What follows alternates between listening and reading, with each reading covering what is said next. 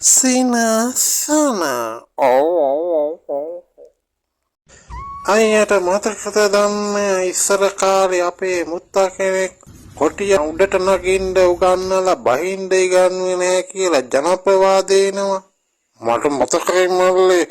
ඒ වුණාට උඹලා හොඳට කල්පනා කරලා බලහන්කෝ කොටින්ට නගින්න උගන්නලා වෙච්ච වැඩේ අවුරුදු 30ක් විතර අපි වෙන කර්මයක් නෙවින්ද? ඒකෙහිඳ බැරි වෙලා හරි අපි බහින්ද ගෑන්නුවා නම් එහෙම ඒකේ දෝෂ මුරේ ඉන්නෙත් අපිට. කොහොමදත් ඉතින් උඩට එන්න අත දීපු මිනිස්සු උඩට ආවට පස්සේ අමතක කරන එක ලංකාවේ පැටර්න් එකනේ. ඕවා මේවා කල්පනා කරන්න ගිහිල්ලා ඔය අල්ලපනල්ලේ මට මේ ගහින් බහින විදියත් අමතක වුණා කියහන්කෝ.